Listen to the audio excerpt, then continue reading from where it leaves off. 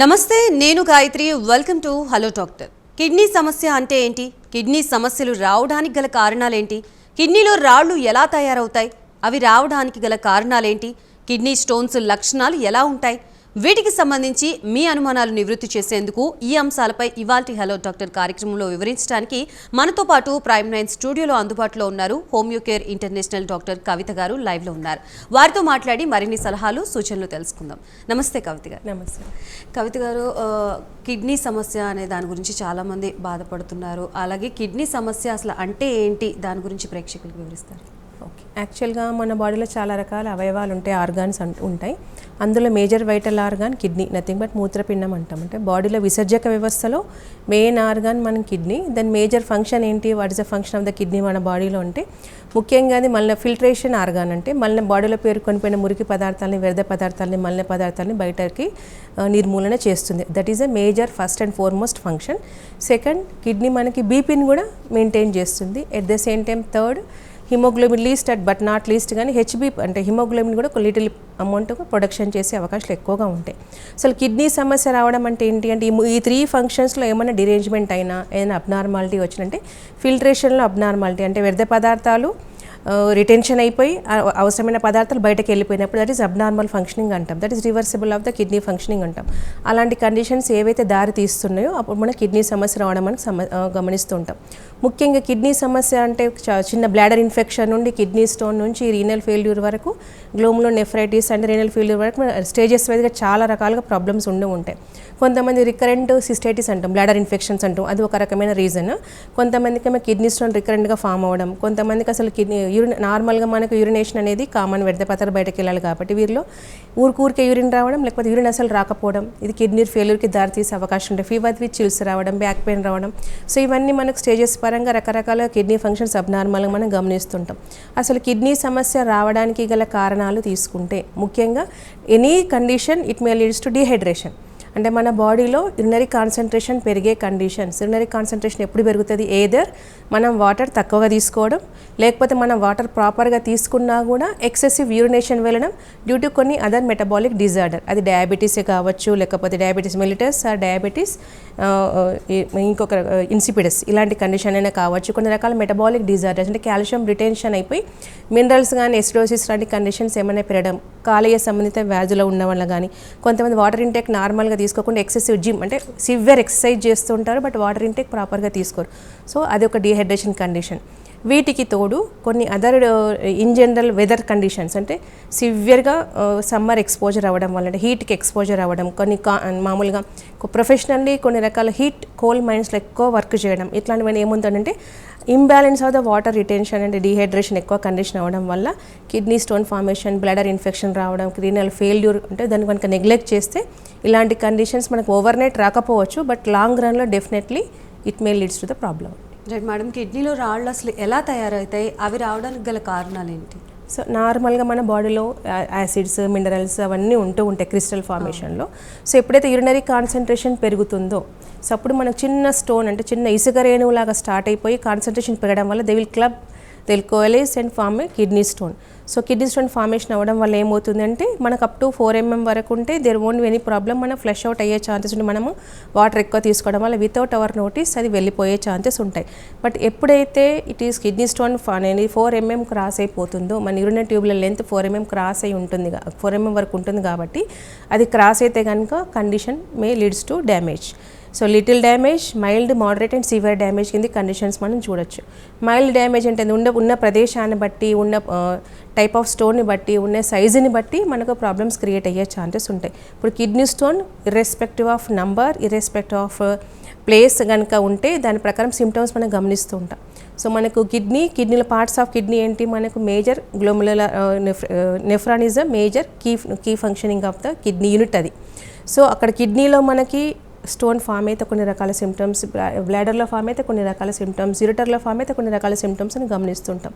టైప్స్లో మనకు మ్యాక్సిమం అనిపించేది కాల్షియం మ్యాక్సిలేట్స్ కానీ, కాల్షియం ఫాస్ఫేట్స్ కానీ, యూరిక్ యాసిడ్ స్టోన్స్ కానీ, సిస్టిన్ స్టోన్సే కావచ్చు, లేకపోతే స్ట్రూవైడ్ స్టోన్సే కావచ్చు. ఈ విధంగా రకరకాలుగా మనం గమనిస్తుంటాయి. వీటన్నిటికంటే క్రిటికల్ కనుక చూసుకుంటే స్ట్రూవైడ్ నథింగ్ బట్ స్టాగ్హార్న్ కిడ్నీ స్టోన్. అది ఉండే ప్రదేశం అంటే కిడ్నీలో నార్మల్గా ఉంటే లోయర్ పోల్ కానీ అప్పర్ పోల్ ఉంటే కనుక ఎలాంటి డ్యామేజ్ ఉంటుందో అది అప్ టు 10 mm వరకు కూడా మనకు ఉన్నట్టు కూడా తెలియదు. ఇన్ జనరల్ చెకప్ మనకు బయటపడిన కేసెస్ కూడా గమనిస్తుంటాం.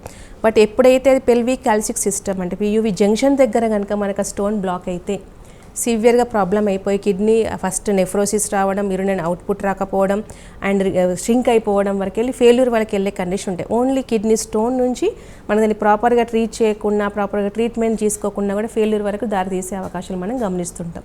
బట్ ఇనీషియల్గా సిమ్టమ్స్ ఎలా ఉంటాయంటే చిన్న చిన్న కిడ్నీ స్టోన్స్ ఉంటే డల్ ఏకింగ్ పెయిన్ అంటే కిడ్నీలో కనుక స్టోన్ ఉంటే మనకు లోయర్ బ్యాక్ ఏదర్ సైడ్ రిబ్స్కి కిందికి బ్యాక్ టు ఫ్రంట్ పెయిన్ రావడం, రేడియేటింగ్ పెయిన్ ఉన్నట్టు కాదు, సివియర్గా కాకుండా లేనట్టు కాదు, అవి మైల్డ్ రోజు మొత్తం ఉంటుంది.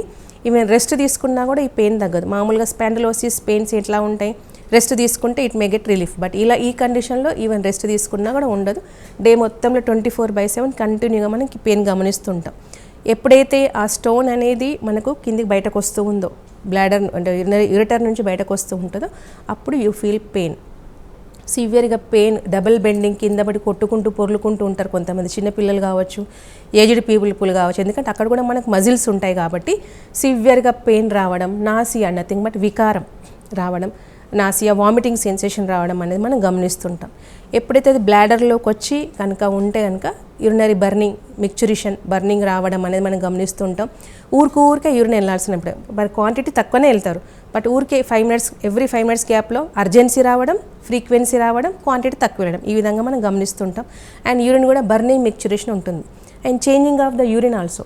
సో మామూలుగా మనకి pale yellow is a normal urine, but వీళ్ళలో డార్క్ ఎల్లోయిష్ వెళ్ళడం ఇనీషియల్ స్టేజెస్. దాని తర్వాత స్టేజ్ కూడా వెళ్తే అక్కడ రప్చర్ ఆఫ్ ద యూరిటర్లో కానీ మజిల్ కానీ రప్చర్ అయితే ఎపిథీలియల్ సెల్ రావడం, బ్లడ్ ఇన్ ద యూరిన్ రావడం, ఫోమీ యూరిన్ రావడం, ఇంకా స్టేజ్ కనుక పెరిగితే ఫోమీ యూరిన్ రావడం, క్రిస్టల్స్ ఫార్మేషన్ అవ్వడం, రకరకాలుగా ప్రోటీన్ రావడం, అండ్ బ్యాడ్ స్మెల్ అంటే అఫెన్సివ్ స్మెల్ రావడం, అమోనియాకల్ రావడం. ఈ విధంగా మనకు యూరినరీ ఫ్రీక్వెన్సీ ఎంత ఇంపార్టెంటో, బర్నింగ్ ఎంత ఇంపార్టెంట్, యూరిన్ కల్చర్లో కూడా మనకి స్టేజెస్ వరకు మనకు భయపడే అవకాశాలు ఎక్కువ కావడం గమనిస్తుంటాం. కొంతమందికి ఫీవర్ విత్ చిల్స్, చలి జ్వరం వస్తుంటుంది. సో ఈ విధంగా ఒకటి పేషెంట్లు ఇవన్నీ సిమ్టమ్స్ ఉండాలని లేదు.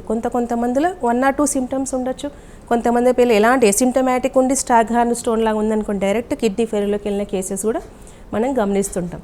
సో ఎనీ పెయిన్ అని నెగ్లెక్ట్ చేయకుండా కంపల్సరీ ఎంత ఎర్లీగా డాక్టర్ని కన్సల్ట్ అయిపోయి వాట్ కనుక్కొని దాని దగ్గర ట్రీట్మెంట్ తీసుకుంటే టెండెన్సీ లేకుండా, ప్రాబ్లం లేకుండా మనం కరెక్షన్ చేసుకోవచ్చు. సో ఇలా డిఫరెంట్ టైప్స్లో ఇదనేది ఐడెంటిఫై చేయడం ఉంటుంది కాబట్టి సో ఇన్ జనరల్గా పేషెంట్స్ వాళ్ళంతటా వాళ్ళ సో ఈ ప్రాబ్లం ఉంది అని ఐడెంటిఫై చేయడానికి బేసిక్ చిన్న రీజన్ ఏదైనా ఉంటుంటుందా? ఎటువంటి దాంట్లో చేంజెస్ ఉంటే మనం దీన్నిగా కన్సిడర్ చేస్తాం? Any one symptom, dull aching pain కొన్ని రోజుల నుంచి నడుమున వస్తుందండి, కొంతమంది బ్యాక్ టు ఫ్రంట్ పెయిన్ వస్తుంది, లైన్ టు గ్రైండ్ పెయిన్ అంటూ ఉంటాం, రేడియేటింగ్ పెయిన్ ఏదర్ సైడ్, అది లెఫ్ట్ సైడ్ కావచ్చు, రైట్ సైడ్ కావచ్చు. మన 2 kidneys ఉంటాయి, అది లెఫ్ట్ సైడ్ బ్లాక్ అయితే లెఫ్ట్ సైడ్ పెయిన్ ఉంటే కనుక లెఫ్ట్ సైడ్ వస్తుంది, రైట్ ఉంటే రైట్ సైడ్. చాలామందికి ఆ డల్ ఏకింగ్ పెయిన్ ఉన్నప్పుడు రారు. ఎప్పుడైతే అది ప్యాసేజ్ ఆఫ్ యూరిన్ వచ్చి బర్నింగ్ వచ్చి బ్లడ్ అండ్ యూరిన్ కూడా కలర్ చేంజ్ ఆఫ్ యూరిన్ ఉన్నప్పుడు కానీ పింకిష్ రెడ్డిష్ కూడా ఉంటుంది, అలాంటి టైంలో మనం ఎక్కువ గమనిస్తుంటాం. అండ్ ఫీవర్ విత్ చిల్స్ వస్తుంటాయి, బ్లాడర్ ఇన్ఫెక్షన్లో మనకు సిస్టైటిస్ ఫార్మేషన్ అయ్యి అలాంటి కండిషన్లు మనం ఎక్కువ వస్తుంటారు. So you need to observe your urine colour కానీ, కన్సిస్టెన్సీ కానీ, స్మెల్ కానీ ఇలాంటి కండిషన్స్ వస్తే డెఫినెట్గా అలర్ట్ అయిపోయి డాక్టర్ని కన్సల్ట్ చేయడం అనేది ఇంపార్టెంట్. దానికంటే ముందు వాటర్ ఇంటేక్ అనేది ఎక్కువ తీసుకోవడం, ఆన్ టైం యూరిన్ అటెండ్ చేయడం. కొంతమంది యూరిన్ అటెండ్ చేయరు, సో ఆపుకొని వెళ్తుంటారు, పిల్లలే కావచ్చు పెద్దవాళ్ళే కావచ్చు, హ్యాబిచువల్గా ఉండే ఛాన్సెస్ ఎక్కువ ఉంటాయి. సో అలాంటి కండిషన్లో యూరినరీ కాన్సన్ట్రేషన్ పెరుగుతుంది. సో పెరగడం వల్ల it may leads to bladder infections కానీ, అది కిడ్నీస్లోనే కాకపోవచ్చు ఫ్రీక్వెంట్ రికరెంట్ యూటీఎస్ కూడా మనం గమనించే ఛాన్సెస్ ఉంటాయి. And diabetic people also they are more prone to bladder infections in females కానీ మేల్స్ కానీ. సో వాళ్ళ డయాబెటీస్ అనేది కంట్రోల్ ఉందా లేదా, సో అది కూడా ఒక సిగ్నల్. ఇప్పుడు ఫ్రీక్వెంట్ యూరినరీ మిక్చరేషన్ ఉందనుకోండి, అది ఓన్లీ ఫర్ కిడ్నీ స్టోన్ వల్ల కూడా కాకపోవచ్చు. So they are entering diabetic కావచ్చు, ఆల్రెడీ డయాబెటీస్ ఉండి అన్కంట్రోల్ ఉండడం వల్ల కావచ్చు. So they need to rule out all those things. So ఎంత ఎర్లీగా దాన్ని మన పెథాలజీ కనుక్కొని దాని దగ్గర ప్రాపర్గా ట్రీట్మెంట్ తీసుకుంటే ఇట్ కెన్ బి రివర్సిబుల్. మనకు పెయిన్ లేకుండానే కంప్లీట్గా రివర్స్ చేసుకోవచ్చు. రైట్. వన్స్ పేషెంట్స్ మీ దగ్గరకు వచ్చి ఈ ప్రాబ్లంతో మీ దగ్గరకు వచ్చినప్పుడు ఎటువంటి ఇన్వెస్టిగేషన్ అనేది చేస్తారు, అలాగే ట్రీట్మెంట్ విధానం ఏ విధంగా ఉంటుంది? యాక్చువల్గా మనకి సిమ్టమ్స్ ఇందాక చెప్పిన ఏ సిమ్టమ్స్ చెప్పినా 1 or 2 సిమ్టమ్స్ చెప్పినా 3 to 4 చెప్పినా వితిన్ 1 week కానీ 15 days కానీ 1 month కానీ 2 months కానీ వస్తూ ఉంటారు పేషెంట్స్. సో వితౌట్ మెడికేషన్ వస్తారు, కొంతమంది విత్ మెడికేషన్ తగ్గకుండా వచ్చిన కేసెస్ కూడా ఉంటూ ఉంటాయి. సో అలాంటి కండిషన్ మనకి ఫస్ట్ అండ్ ఫార్మోస్ట్ రూల్ ఏంటి, so what is the existing సిమ్టమ్స్తో పాటు మనకి ఎగ్జామినేషన్ నథింగ్ బట్ మనకు కేయూబీ లాంటి టెస్ట్లు కానీ యూఎస్ డొమైన్లో కిడ్నీ స్టోన్ ఉన్న ప్రదేశం తెలుసుకోవచ్చు, వెరైటీ ఆఫ్ కిడ్నీ స్టోన్ అనేది కనుక్కోవడం అనేది వెరీ మచ్ ఇంపార్టెంట్. దానికి తోడు యూరిన్ కల్చర్ అనేది సియూఈ కండిషన్స్ అంటే కంప్లీట్ యూరిన్ ఎగ్జామినేషన్లో కూడా మనకు తెలుసుకునే అవకాశం, ప్రోటీన్ లాస్ అవుతుందా, బ్లడ్ లాస్ అవుతుందా, క్రిస్టల్స్ ఏమైనా ఫార్మేషన్ అవుతుందా, అది కిడ్నీ స్టోన్ అయినా అని కూడా మనకు తెలుసుకునే ఛాన్సెస్ మనం గమనిస్తుండే ఒక రప్చర్ అయిందనేది. అండ్ బ్లాడర్ ఇన్ఫెక్షన్స్ డెఫినెట్గా స్కాన్ అనేది వెళ్ళాల్సిన అవకాశాలు ఉంటూ ఉంటాయి. So any other comorbidic conditions ఉంటాయి, ఇప్పుడు డయాబెటిక్ ఉందనుకోండి, HbA1c also they have to rule out, అది కంట్రోల్లో ఉందా లేదా, what medication they are using.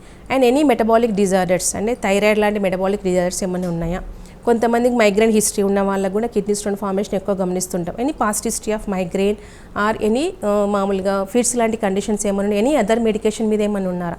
So patient history is very much important. On medication మీద ఏమైనా ఉన్నారా, ప్రీవియస్లీ ఇది ఏమైనా రిపీట్ అయ్యిందా, దిస్ ఈజ్ ఎ ఫస్ట్ టైమా, ఎనీ సర్జికల్ ప్రొసీజర్ ప్రీవియస్లీ జరిగినాయా. సర్జికల్ ప్రొసీజర్ అంటే ఏంది, intestinal.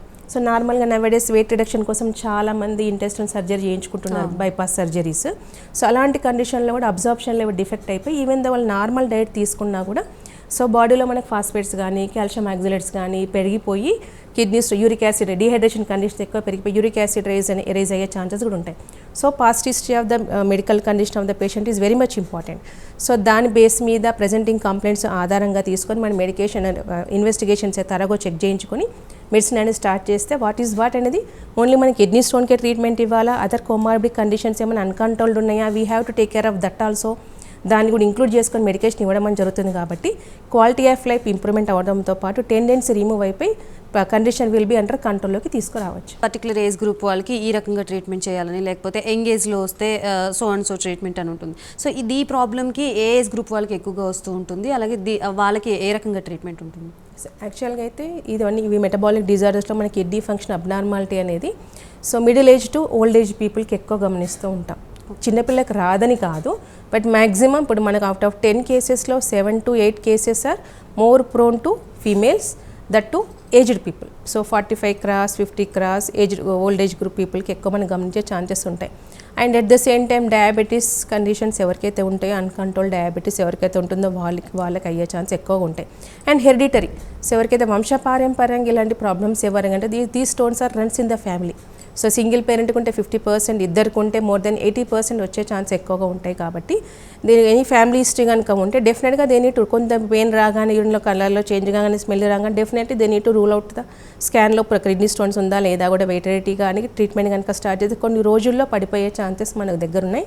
At the same time tendency కూడా రిమూవ్ అవుతుందండి. ఇప్పుడు ఒకసారి కిడ్నీ స్టోన్ ఫామ్ అయిన తర్వాత సో మళ్ళీ ఈవెన్ కొంతమందికి సైజ్ పెద్దగా కూడా తెలుసుకొని భయపడిపోయి ష్రింక్ అయిపోతాను, డ్యామేజ్ అవుతాయి, సర్జరీ చేయించుకొని వస్తుంటారు. బట్ అగైన్ మళ్ళీ 3 monthsలో ఫామ్ అయింది అన్న కేసెస్ కూడా ఉంటాయి.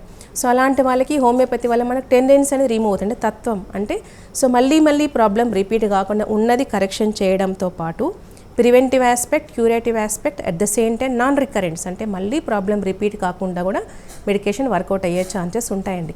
సో ఈ చిన్న పిల్లవాళ్ళకి ఒక రకమైన ట్రీట్మెంట్ అని, మిడిల్ ఏజ్ ఒక ట్రీట్మెంట్ అని కాదు. So will provide the constitutional prescription. అంటే వాట్ డూ మీన్ కాన్స్టిట్యూషన్ అంటే సో రిపోర్ట్స్ ఓన్లీ బేసిక్ అని కాకుండా పేషెంట్ మెడికల్ కండిషన్తో పాటు మానసిక లక్షణాలు, శారీరక లక్షణాలు, previous history of medication and present తను కానీ మేల్ కానీ ఫీమేల్ కానీ చైల్డ్ కానీ సో ఎలాంటి స్ట్రెస్ఫుల్ కండిషన్స్కి లీడ్ అవుతున్నారు, ఎలాంటి మెడికేషన్ హిస్టరీ తీసుకుంటున్నారని బట్టి జీనోమ్ అంటూ ఉంటాం. జెనెటిక్ కాన్స్టిట్యూషన్ అంటే కిడ్నీ స్టోన్ అనగానే మన దగ్గర ఒక సిస్టిన్ కానీ సిటాల్కా లాంటి సిరప్స్ లాంటి మెడికేషన్ ఉండవు. సో పర్టికులర్ పేషెంట్కి ఇండివిజువలిస్టిక్ అప్రోచ్ అంటూ ఉంటాం. ఆ పేషెంట్కి ఆ మందు పనిచేస్తుంది కాబట్టి సో GCS మెథడ్లో మెడిసిన్ ప్రిస్క్రిప్షన్ వల్ల పెయిన్ తగ్గడంతో పాటు రిమూవల్ ఆఫ్ ద కిడ్నీ స్టోన్తో పాటు మళ్ళీ it won't come back, recurrence లేకుండా టెండెన్స్ రిమూవ్ చేసే మెడికేషన్స్ ఉంటాయి. That is nothing but GCS, nothing but constitutional symptom అంటూ ఉంటాం. సో కాబట్టి నీకు హోమియోపతిలో దట్టు హోమియోకేర్ ఇంటర్నేషనల్లో మనకు రికరెన్స్ లేకుండా more than 80 to 90% success rate kidney స్టోన్స్కి, not even kidney stones CKD లాంటి AKD లాంటి కేసెస్ కూడా ఉన్నాయండి. మేడం, ఈ కిడ్నీ స్టోన్స్కి సంబంధించి చాలామంది డాక్టర్స్ని అప్రోచ్ అవుతూ ఉంటారు, ట్రీట్మెంట్స్ తీసుకుంటూ ఉంటారు. కొన్ని చోట్ల అది మిస్ఫైర్ అవుతూ ఉంటుంది. ట్రీట్మెంట్ విధానం ప్రాపర్గా లేకపోతే ఎటువంటి కాంప్లికేషన్స్ వచ్చే అవకాశం ఉంటుంది? యాక్చువల్లీ ఇనీషియల్లో వాళ్ళు కనుక్కోకపోవడం వల్ల ఒక బేసిక్ రీజన్ అయితే even though approaching of the system. So ఎలాంటి మెడిసిన్స్ మనం ప్రాపర్గా కనుక తీసుకోకుంటే సో కాంప్లికేషన్స్ అయ్యే ఛాన్సెస్ మనం ఎక్కువ గమనిస్తుంటాం. So medicine induced kidney stones, kidney failures కూడా మన దగ్గర ఉన్నాయంటే చాలా రకాల బయట చూస్తుంటాం. మెడిసిన్ ఇండ్యూస్డ్ కిడ్నీ ఫెయిల్యూర్స్ అనేది crude forms of medication use చేయడం వల్ల kidney, liver and uterus damage అయిన కేసెస్ కూడా ఉంటాయి. అలాంటి కేసెస్ కూడా మన దగ్గర చాలా వస్తుంటారు. సో మనం ప్రాపర్గా టైంలో కిడ్నీ స్టోన్స్ కనుక ట్రీట్ చేయకుంటే, ఇందాక నేను చెప్పాను చూడండి, చిన్న 4 mmని మనకు ప్రాపర్గా గమనించకుండా 6 mm, 10 mm, 12, 14 mm అయిపోయి అది కనుక బ్లాకేజ్ ఇన్ ద పెల్విక్ క్యాల్సీ సిస్టంలో కనుక అటాక్ అయిందనుకోండి, ఇనీషియల్లీ ఈ సిమ్టమ్స్ ఎసిమ్టమాటిక్ ఉండొచ్చు. ఈ సిమ్టమ్స్ నేను నెగ్లెక్ట్ చేసిన, ఏదో వాటర్ తాగుతున్నాను తగ్గుతుంది, ఆన్ అండ్ ఆఫ్ పెయిన్ తగ్గిపోతుంది, రావట్లేదు, ఎందుకు మెడిసిన్స్ అన్నట్టు కేసెస్ కూడా కొంతమంది ఉంటారు. నెగ్లిజెన్స్ కూడా ఉంటుంది. సో ఇలాంటి కేసెస్లో ఇనీషియల్గా వర్ దే ఫీల్ వాపు, కిడ్నీ వాపు అని వినుంటారు. సో కిడ్నీ వాపు రావడం అనేది మనం గమనిస్తుంటాం. సో అది కూడా మనం నెగ్లెక్ట్ చేస్తే then it may leads to hypertension, BP పెరిగే ఛాన్సెస్ కూడా ఉంటాయి. కన్సిస్టెంట్లీ బీపీ పెరుగుతూనే ఉంటుంది. ఎలాంటి మెడిసిన్ తీసుకున్నా తగ్గకుండా మెడిసిన్ పెరుగుతూనే ఉంటుంది. సో నాకు ఎందుకు కిడ్నీ స్టోన్ ఫామ్ అవుతుందని చెప్పి కిడ్నీ చెక్ చేయించుకోకుండా ఆ విధంగా బీపీ పెరిగే ఛాన్సెస్ ఉంటాయి. Even the BP medication also can't work. So అయినా కూడా ఇంకా ఉందనుకోండి, యూరిన్ అవుట్పుట్ అబ్నార్మాలిటీ అవుతుంది. సో నార్మల్గా మనకు పర్ డే ఎంత వాటర్ ఇంటేక్ ఉంటుందో దాని దగ్గర మనకి యూరినేషన్ అనేది క్వైట్ న్యాచురల్. వీళ్ళు ఏమవుతుందంటే ఇనీషియల్లీ యూరినేషన్ అవుట్పుట్ అనేది తగ్గిపోయే ఛాన్సెస్, అలిగూరియా అంటాం, కొద్దిగా రావడం యూరిన్, ఆర్ ఎన్యూరియా. సో యూరిన్ అనేది ప్రొడక్షన్ లేకుండా ఆగిపోయే ఛాన్సెస్ ఉంటాయి. అప్పుడు సిగ్నలింగ్ టు ద పేషెంట్ అనిపించి అప్పుడు రిస్క్లోకి వెళ్ళి అప్పుడు డాక్టర్ దగ్గరకు వచ్చిన కేసెస్ కూడా కొన్ని ఉంటాయి. ఆల్రెడీ బాడీ వాయడం, కాళ్ళు వాపు రావడం కూడా గమనిస్తుంటాం. సో కాళ్ళు వాపు రాగానే డాక్టర్ని కన్సల్ట్ అని ఇంపార్టెంట్. అది కార్డియాక్ కానీ, కిడ్నీ వల్లనే, అనీమిక్ వల్ల, ఇవి 3 మేజర్ సిగ్నలింగ్ పాయింట్స్. కాబట్టి ఎప్పుడు కానీ కాళ్ళు వాపులు రాయంగానే డెఫినెట్గా they need to checkup. Pitting ఉండొచ్చు, పిట్టింగ్ లేకపోవచ్చు, ఇది మేజర్ కన్సర్న్స్. సో వీళ్ళకి ఫీవర్ ఉండదు, నొప్పి ఉండదు, పెయిన్ ఉండదు, ఏమీ ఉండదు, ఓన్లీ యూరిన్ అవుట్పుట్ రాకపోవడం, కాళ్ళు వాపు రావడం వరకు ఇనిషియల్గా మనం గమనించిన కేసెస్ కూడా ఉంటాయి. స్టిల్ ఇంకా దాన్ని నెగ్లెక్ట్ చేస్తే కనుక it may leads to renal failure. అంటే ఫిల్ట్రేషన్ అనేది సరిగా జరగకపోవడం, అంటే కిడ్నీ చేయాల్సిన పని కిడ్నీ చేయదు. సో దానివల్ల ఏమవుతుంది, వ్యర్థ పదార్థాలు అనేది మొత్తం బాడీలో పేరుకొని పోతాయి. సో వ్యర్థ పదార్థాలు ఏంటి, మన బాడీలో urea, uric acid, nothing but creatine levels అనేది, పాయిజన్స్ అనేది మన బాడీలో పేరుకొని పోయి మన బాడీకి ఏం అవసరం, ప్రోటీన్ అవసరం, హిమోగ్లోబిన్ అవసరం. అవి రిటెన్షన్ లేకుండా యూరిన్లో బయటకు వెళ్ళిపోతూ ఉంటాయి. సో దానివల్ల కూడా వాపు రావచ్చు, మనకి యూరిన్ అవుట్పుట్ రాదు, ఇటు కిడ్నీ ఫెయిల్యూర్లో లీడ్ అయిపోయి అప్పుడు కొంతమంది బాడీలో దురద రావడం అనేది స్టార్ట్ చేస్తుంది. ఇచ్చింగ్, టోటల్ బాడీ తెలియదండి, ఊరికే దురద వస్తుంది వితౌట్ ఎనీ ర్యాషెస్. దురద వస్తుందండి, దురద వస్తుందని ఎన్ని డ్రైనెస్ ఉందా నా స్కిన్ అని చెప్పేసి ఎన్ని అప్లికేషన్ పెట్టుకున్నా కూడా ఇట్ ఓన్ క్యూరబుల్, తగ్గదు. సో దురద కంటిన్యూగా అవుతుంది. ఆ నెక్స్ట్ స్టేజ్ ఇస్ ఆయాసం, షార్ట్నెస్ ఆఫ్ బ్రీత్. ఎందుకంటే it may indirectly effect your heart. So అయిపోయి హార్ట్ ఎఫెక్ట్ అవ్వడం వల్ల ఏమవుతుందంటే బ్రెత్లెస్నెస్, అంటే హైపోకాలిమిక్ కండిషన్ నథింగ్ ఏర్పడడం వల్ల పొటాషియం అనేది ఎక్సెసివ్ రిమూవ్ వల్ల పొటాషియం లీడ్స్ టు ద మనకు హార్ట్ మజిల్స్ మీద ఇంపాక్ట్ అయ్యే ఛాన్స్ పై లైఫ్ థ్రెటనింగ్ అయ్యే కేసెస్ కూడా ఉంటాయి. సో ఇవన్నీ మనకు ఓవర్ నైట్లో జరగాల్సింది లేదు. సో మన చేతులారా చేసుకునే కేసెస్ కూడా ఉంటాయి. కొన్ని అక్యూట్ కండిషన్లో సడన్గా జరగచ్చు, కొన్ని క్రానిక్ కండిషన్లో మెల్లగా జరిగే ఛాన్సెస్ కూడా ఉంటాయి. సో అన్కంట్రోల్ డయాబెటీస్, సార్ మనకున్న స్మోకింగ్ హ్యాబిట్, మనకున్న alcoholism habit and sedentary activity and obesity, any other autoimmune disorders May leads to these issues. So ఈ హ్యాబిచువల్ యాక్టివిటీస్ అనేవి కూడా ట్రిగ్గరింగ్ ఫ్యాక్టర్స్. ట్రిగ్గరింగ్ అందరికి నెలలో జరిగేది వీళ్ళకి వారంలోనే జరిగిపోయే ఛాన్సెస్ ఉంటాయి. సో ఆ విధంగా ఫాస్ట్గా డిజీజ్ ప్రోగ్రెస్ అయ్యే ఛాన్సెస్ ఉంటుంది. కాబట్టి సో ఎప్పుడైతే బాడీకి సిగ్నలింగ్ కనుక చేస్తుందో, సో మైల్డ్ ఇన్ఫెక్షన్ ఉన్నా లేకపోతే మైల్డ్ పెయిన్ ఉన్నా they need to consult doctor. ఏమి లేదనుకోండి, happy life style normal lead చేతి వితౌట్ మెడికేషన్ ఏం తీసుకోకుండా అవసరం లేదు. బట్ సంథింగ్ ఈజ్ దేర్ అంటే సిగ్నలింగ్ అంటే ఇలాంటి తరువ కండిషన్ చెక్ చేయించుకొని మెడిసిన్ తీసుకున్నాం అనుకోండి, సో ఇనీషియల్ స్టేజ్లోనే ప్యాథాలజీ పెరగకుండానే మనం రివర్స్ చేసుకోవచ్చు. బాడీని మనం పెయిన్ లేకుండానే కొన్ని రోజుల్లోనే కరెక్షన్ చేసుకునే అవకాశాలు ఉంటాయి. సో ఇంతవరకు మనకు ప్రాబ్లమ్స్ ఫేస్ చేసి మళ్ళీ కిడ్నీ రీప్లేస్మెంట్ వరకు వెళ్ళిన కేసెస్ కూడా ఉంటూ ఉంటాయి. సో చాలామంది సింగిల్ కిడ్నీ ఉండి ఇట్లా అయిందండి, మనం నెగ్లెక్ట్ అయిపోయింది, చూసుకోలేదు అని కూడా కేసెస్ కూడా ఉంటూ ఉంటాయి. సో వాళ్ళకి చెప్పేది అంటే ఎంత ఎర్లీగా డయాగ్నోసిస్ చేసుకొని చూసింగ్ ఆఫ్ ద సిస్టమ్. ఇప్పుడు ఈ స్టోన్ ఈ సైజు ఉందనుకోండి, టక్కన క్రష్ అని వెళ్ళకుండా మనకు మెడికేషన్ వాడితే మనకు స్టోన్ పడిపోవడంతో పాటు కిడ్నీ ఫంక్షనింగ్ అంటే నెఫ్రాన్ ఫంక్షన్ నార్మల్గా అయిపోయి వాపు లేకుండా వాపు తగ్గిపోయి బీపీ కంట్రోల్లోకి అయిపోయి కిడ్నీ స్టోన్ బయటకు రావడంతో పాటు క్రియాటిన్ లెవెల్స్ నార్మల్గా మెయింటైన్ అయిన కేసెస్ ఉంటాయి వితౌట్ ఎనీ డయాలసిస్. వాళ్ళు ఎర్లీగా వచ్చి నార్మల్గా మనకి 1.2 ఉండాలి, కొంతమంది 3, 4, 5, 6 కూడా వస్తుంటారు. 1 6 క్రాస్ 6 అప్పుడు డయాలసిస్ కండిషన్స్కి వెళ్ళాల్సిన అవకాశాలు ఎక్కువ ఉంటాయి.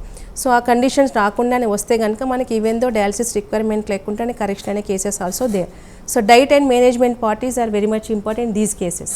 సో నాట్ ఓన్లీ ఇప్పుడు థైరాయిడ్ డయాబెటీసే కాకుండా ఇప్పుడు కిడ్నీ ఫంక్షనింగ్ ప్రాబ్లం అబ్నార్మల్గా ఉన్న వాళ్ళకి కూడా డెఫినెట్గా diet plan is very much important. ఎందుకంటే those are all triggering factors కాబట్టి అది కూడా మనం మెయింటైన్ చేసి డే వన్ ఇట్ సెల్ఫ్ మనం చెప్తాం కాబట్టి అది మెయింటైన్ చేసుకుని మెడిసిన్స్ వాడితే ఫాస్ట్గా condition May reverse and pathology reverse అయ్యే ఛాన్సెస్ ఉంటుంది. సో కిడ్నీస్ ప్రాబ్లం ఉన్న వాళ్ళు ఎటువంటి తినాలి, ఎటువంటి తినకూడదు అనే దాని గురించి చెప్తారు. ఎస్, యాక్చువల్గా డైట్ మేనేజ్మెంట్ ఇంపార్టెంట్ కాబట్టి ఇనీషియల్ కిడ్నీ స్టోన్స్ కండిషన్లో ఉన్నవారు అనుకోండి, మనకి calcium oxalates, calcium phosphates stones form అయితే కనుక డెఫినెట్లీ మ్యాక్సిమం అవుట్ ఆఫ్ 10 కేసెస్లో మనకు 6 కేసెస్ సార్ కాల్షియం ఆక్సలైడ్ ఫాస్ఫేట్స్ కేసే ఫామ్ అయ్యే ఛాన్సెస్ ఉంటాయి. కాబట్టి ఆ రిచ్ ఉన్న food they need to avoid. కాకపోతే ఆర్థరైటిస్ ఉన్న కేసెస్లో వీళ్ళకి చాలా ప్రాబ్లం అయ్యే ఛాన్సెస్, ఎందుకంటే arthritic calcium vitamin is very much important. అది తీసుకుంటే ఈ ప్రాబ్లం పెరుగుతుంది, తీసుకోకుంటే ఈ ప్రాబ్లం పెరుగుతుంది. సో అలాంటి కండిషన్లో కొద్ది కాబట్టి కంపేర్ టు కొంచెం ఎండకు ఎక్స్పోజ్ అవుతూ వాళ్ళకి డైట్లో నార్మల్ మెయింటైన్ చేస్తూ క్యాలరీ బర్న్ అవుతూ వాటర్ ఇంటెక్ తీసుకుంటూ ఉంటే వాళ్ళకి ఇబ్బంది లేకుండా మనం చేసుకోవచ్చు. అలాంటి కండిషన్లో కూడా హోమియోపతి ఇది బెటర్ వర్కౌట్ అయ్యే ఛాన్సెస్ ఉంటాయి. ఈ ప్రాబ్లం అబ్జర్ప్షన్ లెవెల్ నార్మల్గా అవుతుంది, ఎక్సెసివ్ ప్రొడక్షన్ లేకుండా ఫిల్ట్రేషన్ ప్రాపర్గా చేస్తుంది. కాబట్టి 2 కండిషన్స్ మనకు బ్యాలెన్స్డ్ కరెక్షన్ చేసే పాసిబిలిటీస్ కూడా ఉంటాయి. ఎట్ ద సేమ్ టైం మనకు స్ట్రోవైడ్ స్టోన్స్ అంటూ ఉంటాం. ఇన్ఫెక్షన్, బ్లాడర్ ఇన్ఫెక్షన్స్ ఎక్కువ ఉన్న వాళ్ళకి మనకి స్ట్రోవైడ్ స్టోన్స్ వస్తూ ఉంటాయి కాబట్టి ఇన్ఫెక్షన్ లేకుండా మెడిసిన్స్ వర్కౌట్ అవుతాయి కాబట్టి అది కూడా కరెక్షన్ చేసుకోవచ్చు. అండ్ యూరిక్ యాసిడ్ అనుకోండి, సో మనకి ప్రోటీన్ రిచ్ ఫుడ్ అయితే ఎవరైతే తీసుకుంటారో, అంటే తీసుకున్న ప్రతి protein is good for health, but అది తీసుకున్న ప్రతి ఒక్కరికి యూరిక్ యాసిడ్ రేజ్ అవుతుందని కాదు, బట్ టెండెన్సీ ఫ్యామిలీలో ఉండి రన్ అవుతుంటే మాత్రం ఎనీ హై డీహైడ్రేషన్ కండిషన్లో మాత్రం ఈ ప్రాబ్లం వస్తుంది. కాబట్టి they need to avoid those things. వీళ్ళ గౌట్ రావచ్చు, రీనల్ స్టోన్స్ కూడా ఫామ్ అయ్యే ఛాన్సెస్ ఉంటాయి. కాబట్టి protein rich food they need to avoid. Compare to animal కంటే vegetable protein is very much important. అది కొద్దిగా తీసుకుంటే బాడీకి అవసరమైన ప్రోటీన్ ఉంటుంది. At the same time kidney stones form కాకుండా యూరిక్ యాసిడ్ క్రిస్టల్స్ లేకుండా మనం చూసుకోవచ్చు.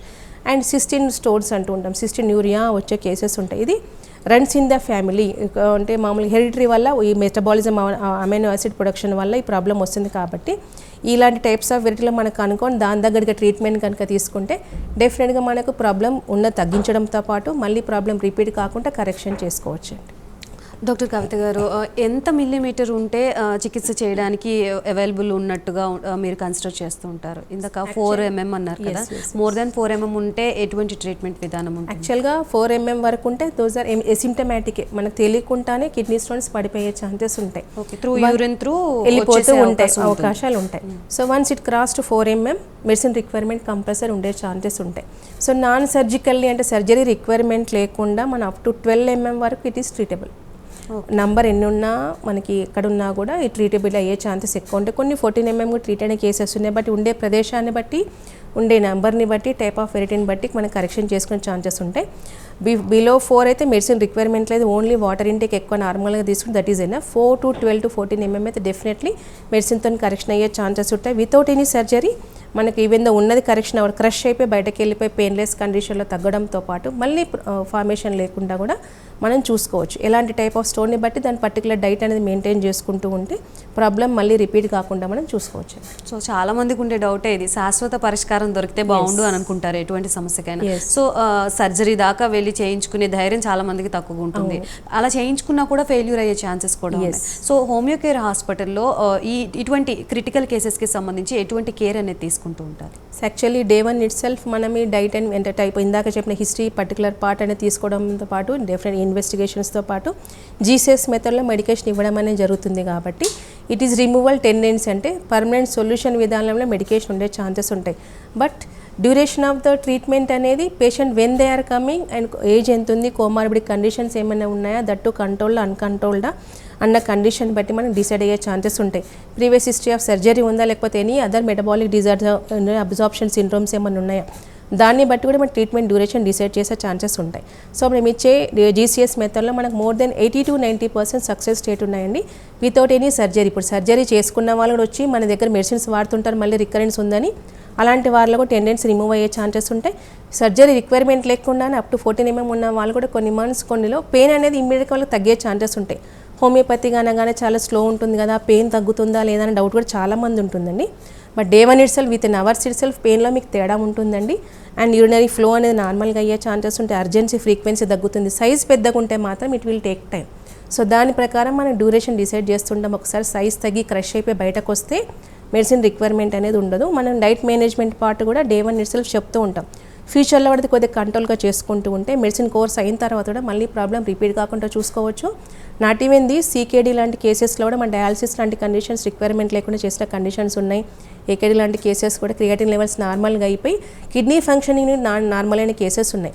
ఇలాంటి కేసెస్లో మనకు more than 80 to 90% success rate ఉన్నాయి, ఇర్రెస్పెక్టివ్ ఆఫ్ ఏజ్. మేల్ కానీ ఫీమేల్ కావచ్చు, చిన్నపిల్లలు కావచ్చు, మిడిల్ కావచ్చు, ఏజ్ గ్రూప్ వాళ్ళు కావచ్చు, కరెక్షన్స్ అయిన కేసెస్ ఉన్నాయి.